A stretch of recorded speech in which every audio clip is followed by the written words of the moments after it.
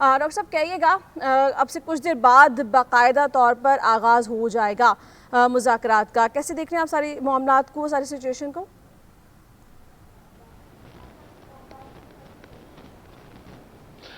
جی دیکھیں، سب سے پہلے تو السلام علیکم، اور سارے ہمارے تمام ناظرین کو بھی السلام علیکم۔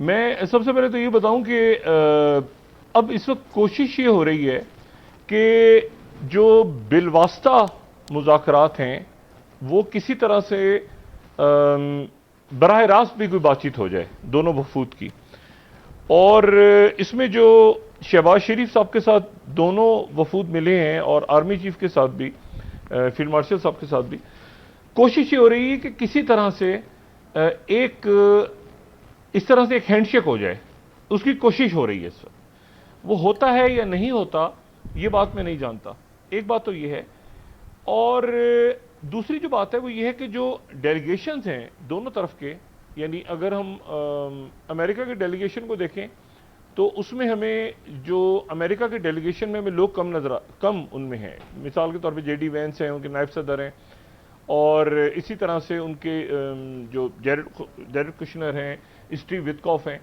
تو وفد چھوٹا ہے امریکہ کا۔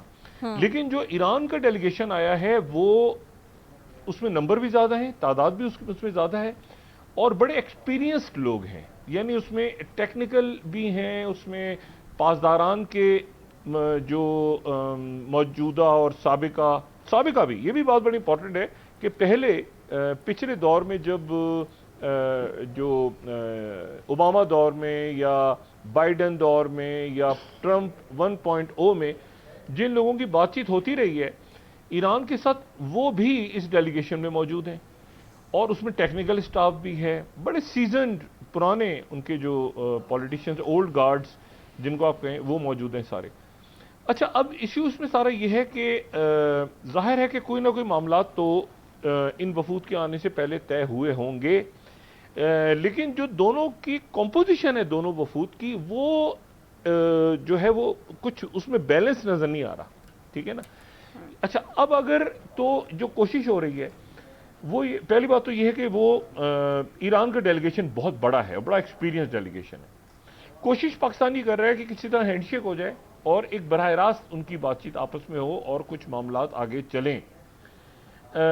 اگر تو آپ سمجھیں کہ کیونکہ اب شام ہو گئی ہے اور اب بات چیت شروع ہوگی، اور چند گھنٹوں میں ہمیں اندازہ ہو جائے گا کہ کیا یہ آج ہی ختم ہو جائے گا سارا کچھ یا کل تک چلے گا۔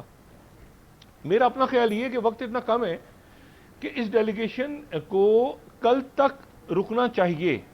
اگر کوئی بھی مثبت بات چیت ہونی ہے، ابھی تو دونوں ملے ہیں شہباز شریف صاحب سے الگ الگ، اور اس کے بعد بھی یقیناً الگ الگ ہی بیٹھیں گے، اور پھر درمیان میں جو ہے وہ، میں نے آپ سے کہا نا، پاکستان کوشش کر رہا ہے کہ ایک براہ راست کسی طرح سے ایک ہینڈ شیک ہو جائے۔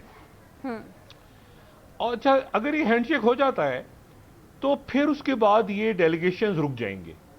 اس بات کی یہاں پہ اسلام آباد میں یہ بات کہی جا رہی ہے کہ پھر یہ ڈیلیگیشنز ہو سکتا ہے آج رات کو یہاں قیام کریں، اور اس کے بعد ظاہر ہے کہ بہت سارے ایشوز ہیں، بڑا سخت موقف ہے بہت سارے معاملات پہ، تو کچھ نہ کچھ تو لے کے جانا ہے نا، کچھ نہ کچھ تو بات آگے بڑھانی ہے۔ ایسا تو بالکل بھی نہیں کہ کچھ بھی نہ ہو اور بالکل جو ہے چلے جائیں، تو پھر تو آنے کی ضرورت نہیں تھی۔ اچھا، اب اس میں یہ ہے کہ کون سی باتیں ایسی ہیں جن کے اوپر جو سامنے ہیں، ٹیبل پہ رکھی ہوئی ہیں باتیں۔ لیکن پہلی بات تو یہ ہے کہ سیز فائر کی کوئی حیثیت آج کی دنیا میں رہی نہیں ہے۔ سیز فائر مطلب پہلے بھی نہیں تھی، آج بھی نہیں ہے۔ سیز فائر یہ ہوتی ہے کہ ایک، مطلب آپ اس کو یوں سمجھیں کہ ایک زمانے میں چلیں پھر بھی کوئی سیز فائر کی عزت ہوتی تھی، جب یہ کولڈ وار کے زمانے میں، کہ جی کوریا کی جنگ جو ہے وہ رک گئی، سیز فائر ہو گیا، درمیان میں پیس کیپرز آ گئے اقوام متحدہ کے، وہ اپنا کام کر رہے ہیں، ٹھیک ہے نا۔ یہ ایک سیز فائر کی ایک زمانے میں حیثیت ہوتی تھی۔ اسی طرح سے جو کشمیر کا معاملہ ہے وہاں پر بھی سیز فائر ہے تو اقوام متحدہ کے لوگ موجود ہیں، تو لیکن اب سیز فائر یہ جو 1945 کا آرڈر ختم ہو رہا ہے نا، جس کو میں اکثر کہتا ہوں کہ یہ جو آرڈر ہے، ایک آرڈر جو سیٹ ہوا تھا وہ ختم ہو گیا، اس کے پر خچے اڑ گئے، تو جہاں ہمیں بہت سارے اور معاملات ہمیں نظر آ رہے ہیں، تو وہاں پر ہمیں یہ اقوام متحدہ کے پیس کیپرز اور سیز فائر کا جو کانسیپٹ ہے وہ بھی ختم آ رہا ہے، ختم ہوتا نظر آ رہا ہے. اب دیکھیں نا، آج تک جو کوریا کی سیز فائر ہے، جو کہ ایک درمیان میں پورا ڈی ملٹرائز زون ہے، کیسے طریقے سے بنا ہوا ہے وہ، لیکن آپ اس کے برخلاف اگر دیکھیں تو جو لبنان کے اندر موجود ہیں، آپ کو پتا ہے نا وہاں پر بھی اقوام متحدہ کے ٹروپس موجود ہیں، اور وہ ادھر سے اسرائیل اور ادھر سے حزب اللہ اور ادھر سے وہ، ان کو سمجھ ہی نہیں آیا وہ کیا کریں کہاں پہ. اسی طرح گولان کی پہاڑیوں پہ بھی بیٹھے ہوئے تھے اقوام متحدہ کے پیس کیپرز. اب مجھے یہ بتائیں کہ پیس کیپر تو ایک، جو میں آپ سے کہتا ہوں نا کہ پورا سسٹم ختم ہو رہا ہے، میں آپ سے کہتا ہوں نا پورا سسٹم ختم ہو رہا ہے، تو اس سسٹم میں یہ ہے کہ وہ جو یہ پیس کیپرز کا رول بھی ختم ہو رہا ہے. اچھا، اب پیس کیپرز کا رول ختم ہو رہا ہے تو تبھی یہ گارنٹی مانگی جا رہی ہے کہ جی بتائیے کہ یہ جو سیز فائر ہوگا یہ ہفتے کا ہوگا، 10 دن کا ہوگا، 2 ہفتے کا ہوگا، اس کی گارنٹی کون لے گا؟ کیونکہ وہاں پر غزہ میں سیز فائر ہے اور آج وہاں پہ 7 شہادتیں ہو گئی ہیں. ٹھیک ہے نا؟ تو سیز فائر کی، اچھا سیز فائر جو ہے ویسے بھی کوئی امن معاہدہ نہیں ہوتا، یعنی جنگ ختم نہیں ہوتی. سیز فائر کا مطلب یہ ہوتا ہے کہ عارضی طور پہ آپ نے، جیسے میں نے کشمیر کا آپ کو معاملہ بتایا، تو ایک طرح سے ٹیکنیکلی ریاستیں جنگ میں ہی ہوتی ہیں، جی ہاں. اور وہ درمیان میں ایک سیز فائر ہوتا ہے. اب وہ سیز فائر جیسے کہ وہ آرتھوڈاکس کا ایسٹر آ رہا ہے، تو پیوٹن نے اور زیلنسکی نے کہہ دیا کہ اس دوران جو ہے وہ ایسٹر کے دوران سیز فائر رہے گا.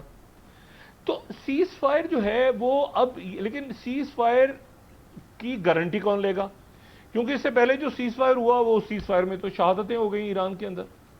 اور سیز فائر جو ہے وہ ایک لکھت پڑھت کے تحت ہوتا بھی نہیں ہے. مطلب مثال کے طور پہ جیسے ہوتیز کے ساتھ ایک سیز فائر ہے امریکہ کا، تو کیا اس کی کوئی ڈاکومنٹیشن ہے؟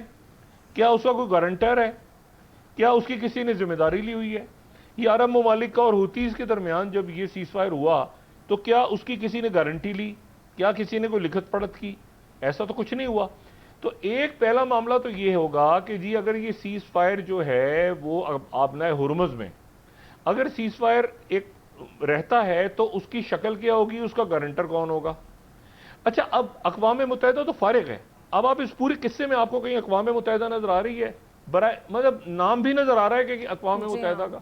پہلے حماس کا جب وہ جو بورڈ بن رہا تھا اس وقت کہیں کہیں آپ کو نام سنائی دیتا تھا کہ جی اقوام متحدہ کے تحت ہونا چاہیے، اس کے تحت ہونا. اب کہیں آپ کو نام نظر آ رہا ہے اقوام متحدہ مکمل فارغ ہے. ایک تو بات ہی ہو گئی. دوسری جو بات ہے وہ میں ذرا اگر تھوڑا سا وقت ہو تو میں ایک دوسری بات یہاں پہ کروں، اور پھر اس کے بعد قاضی صاحب بھی ہیں اور باقی سارے لوگ ہیں. ایک بات یہاں پہ بڑی اہم ہے، اور وہ یہ ہے کہ جو امریکہ کوئی 47 سال کے بعد یعنی جے ڈی وینس 41 سال کے ہیں، 41 کے، تو ان کی پیدائش سے پہلے امریکہ اور ایران کی آخری بات ہوئی تھی، اس کے بعد اب ہو رہی ہے. ٹھیک ہے، یعنی مذاکرات قبل از جے ڈی وینس ہوئے تھے اور اب وہ 41 سال کے ہیں، نائب صدر، اب مذاکرات ہو رہے ہیں. اب اس میں ایشو یہ ہے کہ جو سب سے اہم فریق ہے وہ ہے جی سی سی، اور جی سی سی کے ممالک اس میں سے غائب ہیں. یہ بالکل وہی منظرنامہ ہے جو کہ نیٹو کو فارغ کر کے امریکہ نے پیوٹن سے ڈائریکٹ بات کر لی تھی اور نیٹو کے سارے ملک فارغ ہو گئے تھے. اب یہاں وہی صورتحال ہے کہ جی سی سی سارا فارغ ہے، وہ ہے ہی نہیں جی سی سی، اور ایران سے امریکہ ڈائریکٹ بات کر رہا ہے، اور اس میں کہیں ان پٹ بھی نہیں لی کہ کوئی جی سی سی کا ملک ان کو ان پٹ دے دے کہ جی یہ ہماری یہ تجاویز ہیں، اس پہ آپ عمل کریں، اس پہ عمل نہ کریں. یہ تو یہ ایک نیا سینیریو ڈیولپ ہو رہا ہے.